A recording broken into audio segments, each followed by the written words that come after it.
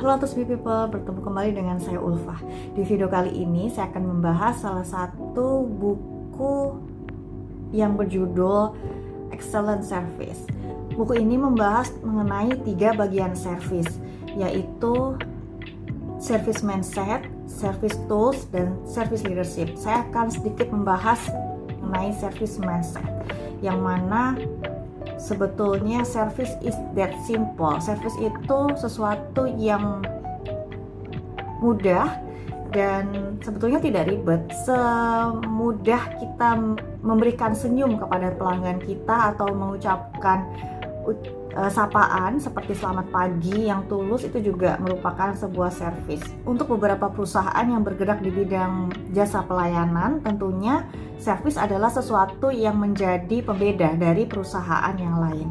Bisa jadi kita menawarkan produk yang sama nih, tapi kita memiliki pelayanan yang berbeda, sehingga kita juga mungkin selain concern untuk hal-hal yang berkaitan dengan promosi atau mengengage seseorang untuk membeli produk kita, kemudian kita juga harus lebih concern sekarang terkait dengan masalah penanganan pelanggan untuk pelayanan komplain atau pelayanan yang berkaitan dengan hal-hal yang berkaitan dengan kebutuhan pelanggan. Sebetulnya pelanggan itu mengharapkan kita, yang pertama itu adalah untuk mengerti kebutuhannya mereka, yang kedua memenuhi kebutuhannya mereka, dan yang ketiga adalah melampaui ekspektasi dari apa yang mereka harapkan. Nah, kita ini sudah berada di level yang mana? Kita masih berada di level yang paling dasar, yaitu mengerti kebutuhannya mereka, atau sudah sampai di tahap yang melampaui terkait dengan ekspektasi mereka. Biasanya hal-hal ini terkait dengan masalah waktu, bagaimana kita menyelesaikan komplain pelanggan, dan bagaimana ketika kita berkomunikasi dengan pelanggan. Seringkali pelanggan akan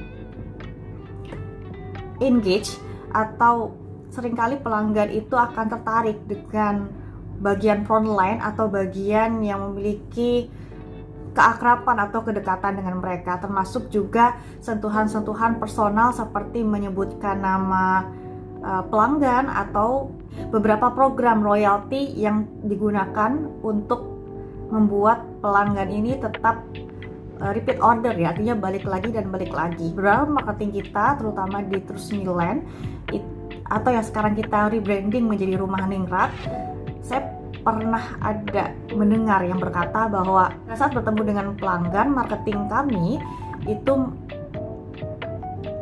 menggunakan strategi untuk mengulang nama mereka supaya dalam alam bawah sadar pelanggan mereka tetap mengingat nama marketingnya itu. Jadi tidak menggunakan kata saya, atau lebih menyenangkan apabila diganti dengan kata nama panggilan. Contoh, nama saya adalah Ulfah. Ketika saya berhubungan dengan pelanggan, seringkali saya mengulang nama panggilan saya Ulfah, bukan dengan menggunakan saya. Nah, itu juga salah satu strategi supaya pelanggan ini lebih engage dan lebih mudah mengingat nama kita. Selain itu juga seringkali marketing menggunakan jokes atau humor yang supaya mengakrabkan dengan pelanggan, atau hal-hal yang membuat pelanggan itu nyaman untuk berinteraksi dengan mereka. Biasanya lebih kepada penawaran bantuan atau memudahkan pelanggan, seperti misalnya ketika pelanggan ingin mengajukan pembiayaan perumahan, kemudian pelanggan tidak memiliki waktu untuk datang ke kantor untuk menyertakan berkas atau mengantarkan berkasnya sendiri. Dengan senang hati, marketing atau dari bagian data kolek kami itu datang ke rumah pelanggan, membuat janji dan memastikan bahwa dokumen yang mereka berikan itu aman dan diproses dengan cepat dan diproses dengan sebaik mungkin.